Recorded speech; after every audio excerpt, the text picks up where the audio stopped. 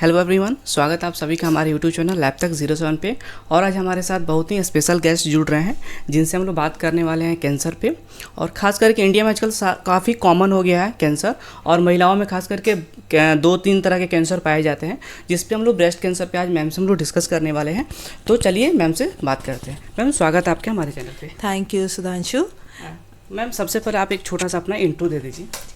मैं डॉक्टर नम्रता मानसरिया हूँ। मैं एक ब्रेस्ट कैंसर स्पेशलिस्ट हूँ। रांची में कटल मोड़ पे रिंची हॉस्पिटल है, रिंची ट्रस्ट हॉस्पिटल, जिसमें हमने एक centre for breast disease and cancer establish किया है। और कचहरी रोड पे हमारा क्लिनिक है, Ranchi Pal centre. I am a breast cancer specialist, breast disease specialist. Ma'am, सबसे पहले हम लोग जानेंगे ब्रेस्ट कैंसर क्या होता है, और इससे सबसे ज़्यादा कौन लोग हैं जो सबसे ज़्यादा इससे प्रभावित हैं लोग। सो आज के दिन में ब्रेस्ट कैंसर इंडियन महिलाओं में सबसे कॉमन कैंसर हो गया है। इससे पहले एक दशक पहले तक ब्रेस्ट कैंसर से ज़्यादा कॉमन सर्वाइकल कैंसर था, बट आज के दिन breast cancer is the most common cancer in Indian woman today. Now जो आपने सबसे पहले मुझसे पूछा कि कैंसर होता क्या है, तो ब्रेस्ट कैंसर एकदम आम शब्दों में समझाने की कोशिश करूँ सुधांशु, तो ये है कि स्तन की कोई भी कोशिकाएं, सेल्स जो अब नॉर्मल ग्रो करने लगती हैं, जैसे कि एक शैतान बच्चे की तरह, जो अपने जो अथॉरिटी है उनकी बात सुनना बंद कर देती है, तो बॉडी का कंट्रोल जो होता है उसके ऊपर से छूट जाता है।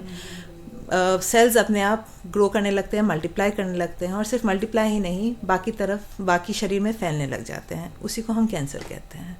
मैम, कैंसर के अगर बात करें ब्रेस्ट कैंसर के सबसे कॉमन लक्षण क्या है और इसके टाइप्स क्या होते हैं। लक्षण सबसे कॉमन और सबसे इम्पॉर्टेंट लक्षण ये है कि स्तन में गांठ होना, स्तन में या बगल में कोई भी गांठ। और सबसे इम्पॉर्टेंट ये है कि वो गांठ में दर्द नहीं होता है। काफ़ी महिलाएं स्तन में गांठ लेके आती है और बहुत लेट से आती है, बस इसी की वजह से, क्योंकि उसमें दर्द नहीं था। तो एक गांठ जो साइज़ में बड़ा हो रहा है और जिसमें दर्द नहीं है, तो उसको अवश्य ध्यान देने की ज़रूरत है। ये गांठ स्तन में भी हो सकता है या बगल में, जिसको हम अंडर आर्म्स कहते हैं, एक्जिला, वहाँ पे भी हो सकता है। सेकंड कॉमन सिम्टम है निप्पल से रिसाव। किसी भी प्रकार का रिसाव अगर निप्पल से हो रहा है तो उसके ऊपर ध्यान देने की आवश्यकता है। निप्पल के आकार में अगर परिवर्तन आ रहा है, या ब्रेस्ट के स्किन में कोई भी कलर चेंज, कोई भी कलर का परिवर्तन है, तो उसे भी अपने आप को अनदेखा नहीं करना है। मैम, कौन सा, अगर हम बात करें, कौन सा फैक्टर है जो ब्रेस्ट कैंसर को ज़्यादा खतरा बढ़ाता है ये। किसी भी कैंसर में, और सबसे इम्पोर्टेंट ब्रेस्ट कैंसर में, जितने जल्दी डायग्नोसिस हो जाए उतना अच्छा ट्रीटमेंट पॉसिबल होता है। तो खतरा तभी बढ़ता है जब पेशेंट्स हमारे पास एडवांस डिजीज़ लेके आते हैं या एडवांस स्टेज लेके आता है। तो सबसे इम्पॉर्टेंट ये है ब्रेस्ट कैंसर में कि early diagnosis is the best treatment. Ma'am, ऐसा भी देखा जाता है कि ब्रेस्ट कैंसर क्या, अगर ब्रेस्ट कैंसर हो रहा है तो मतलब कौन सा ब्रेस्ट ज़्यादा इफेक्ट करता है या फिर दोनों को इफेक्ट ज़्यादा करता है। वो बहुत कॉमनली ये नहीं है कि दाहिने तरफ में ज़्यादा कॉमन है या बाएं तरफ में ज़्यादा कॉमन है। कॉमन ये है कि आज के दिन स्पेशली इंडिया में एक नया ट्रेंड जो दिख रहा है वो ये है कि हमारे पेशेंट्स 40 से 50 साल के ब्रैकेट के जो पेशेंट्स हैं वो बहुत कॉमनली ब्रेस्ट कैंसर ला रहे हैं। वेस्टर्न वर्ल्ड में, यूएस में देखें या ब्रिटेन में देखें, तो मोस्टली लोग, महिलाएं 50 वर्ष के बाद ब्रेस्ट कैंसर होता है, बट हमारा जो एज ग्रुप है 40 से 50 तक सबसे ज़्यादा प्रभावित हो रहे हैं। दूसरा चीज़ हमें ये देखने को मिल रहा है कि हमारे पेशेंट्स, स्पेशली झारखंड में पेशेंट्स, यूजुअली 70% पेशेंट्स हमारी स्टेज 3 या स्टेज 4 मतलब एडवांस डिजीज़ लेके आते हैं। तो आपके थ्रू योर चैनल भी हम ये एक अवेयरनेस फैलाना चाहेंगे कि लोग जल्दी आए ताकि डायग्नोसिस जल्दी हो पाए।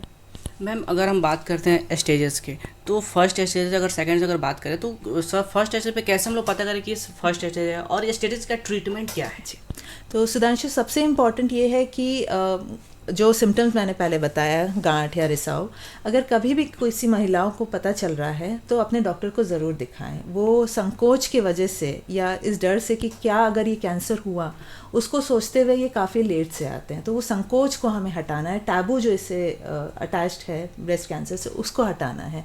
शायद वो आपके चैनल के माध्यम से अगर हम कर पाएँ तो बहुत ज़्यादा खुशी होगी। एक तो जो हमने सिम्टम्स आपको बताएं, तो वो हर महिला अपने आप को सेल्फ ब्रेस्ट एग्जामिनेशन हम कहते हैं, सेल्फ ब्रेस्ट एग्जामिनेशन हर महिला को करना ज़रूरी है, ठीक है। दूसरी चीज़ होती है क्लिनिकल एग्जामिनेशन, जो आप एक ब्रेस्ट स्पेशलिस्ट के पास आते हैं और वो डॉक्टर आपका देख के बताती हैं कि आपने जो लक्षण आपको पता चला है वो सही सच में कैंसर का है या नहीं है।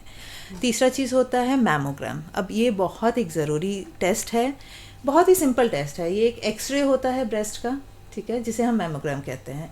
इसमें ट्यूमर सेल्स, स्टेज 0 के भी ट्यूमर सेल्स आइडेंटिफाई हो जाते हैं।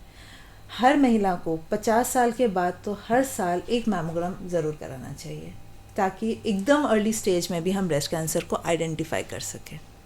इसका एज क्या होता है मैम? जैसे आजकल बहुत सारी बीमारी हैं जो खास करके युवा में बहुत ज़्यादा है, तो क्या ये भी है कि 30 एज या फिर कोई इसका एज लिमिट है? ये किस एज में ज़्यादा हो रहा है आजकल?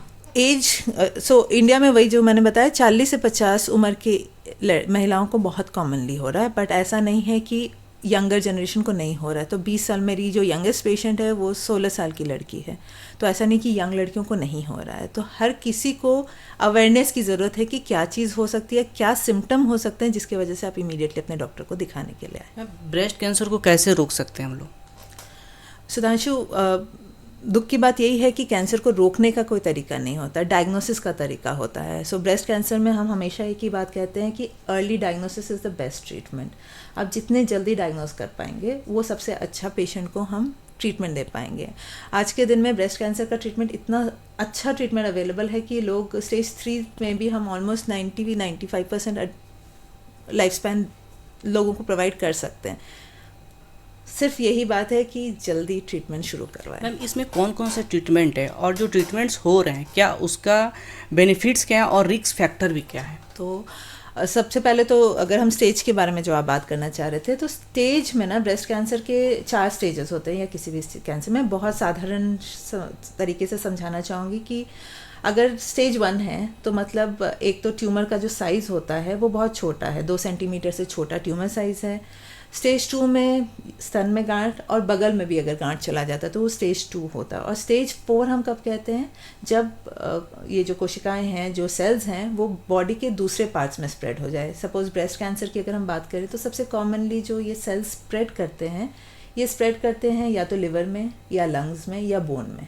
तो अगर ये स्प्रेड हो जाता है तो इसे हम स्टेज 4 कैंसर कहते हैं। और स्टेज 4 कैंसर में ट्रीटमेंट फिर कीमोथेरेपी से ही दिया जाता है। अर्ली स्टेजेस जो होते हैं, स्टेज 1, स्टेज 2, उसमें पहले हम सर्जरी करते हैं। यूजुअली हम सर्जरी करते हैं, जो ट्यूमर है उसको निकाल दिया जाता है, फिर कीमोथेरेपी दिया जाता है और सिकाई रेडिएशन जिसको हम कहते हैं, ये तीनों का मिला के। और आज के दिन में इम्यूनोथेरेपी भी बहुत सुंदर अच्छी दवाइयाँ अवेलेबल है जिससे कैंसर के सेल्स को वापस आने से रोकते हैं।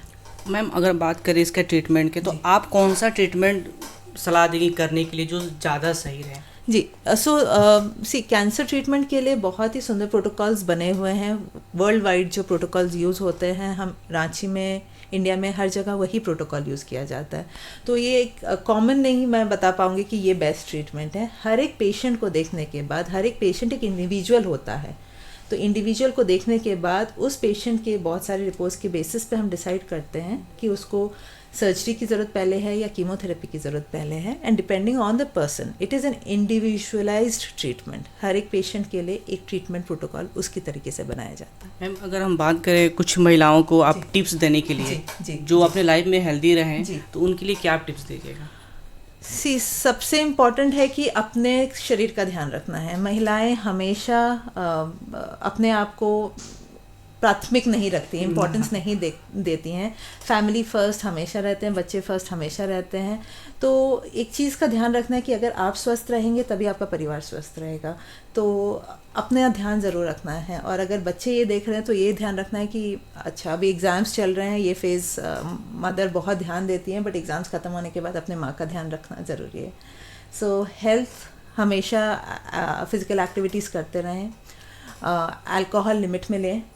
स्मोकिंग, सरप्राइजिंगली झारखंड में अब स्मोकिंग, फीमेल स्मोकिंग बहुत ज़्यादा इंक्रीज़ हो गया है। This is surprising. इनफैक्ट हमें फीमेल्स को, this is not a matter of क्यों लड़के कर सकते तो हम भी कर सकते हैं। हमारा काम है उनको रोकना, अगर हम रोक सकते हैं, क्योंकि अगर फीमेल चाहें तो वो केपेबल हैं। तो instead of going the other way, I think हमें कन्वर्ट करना चाहिए बॉयज़ को टुवर्ड्स नॉन स्मोकिंग, ना कि फीमेल्स को स्मोकिंग की तरफ बढ़ना चाहिए। फीमेल स्मोकिंग का जो रेशियो है रांची में तो बहुत ड्रास्टिकली बढ़ा है एंड रिस्क फीमेल्स को डेफिनेटली बहुत ज़्यादा है। मैंने महिलाओं के बारे में बात की, बट ब्रेस्ट कैंसर मेल्स को भी हो सकते हैं। ये एक बहुत ही इम्पॉर्टेंट पॉइंट है अगेन, क्योंकि we are all mammals. Mammals, हर एक मैमल में ब्रेस्ट टिश्यू होता है। मेल्स में भी, लड़कों में भी ब्रेस्ट कैंसर हो सकता है। ये जानकारी बहुत ही आवश्यक है। इसका कारण क्या, अगर मेल में हो रहा है तो उसका रीज़न क्या है? अगेन हार्मोनल चेंजेस, हार्मोनल बदलाव हर किसी में होता है। काफ़ी बार जेनेटिक चेंजेस भी होते हैं। ये सारे मिला के मेल्स में होते हैं। मेल्स में ब्रेस्ट कैंसर का रिस्क बहुत कम है, लेकिन यूजुअली क्योंकि मेल्स को पता नहीं होता सुधांशु, तो ये लोग जब आते हैं यूजुअली स्टेज 3 या 4 ही हमारे पास आते हैं। तो अगेन ये भी इम्पॉर्टेंट है कि अगर उनको छाती में कोई गांठ महसूस हो रहा है या कुछ भी अब नॉर्मल लगे तो अपने डॉक्टर को ज़रूर दिखाएं। थैंक यू मैम, आपसे इतनी सारी जानकारी प्राप्त हुई। Thank you so much. Thank you so much. Thank you.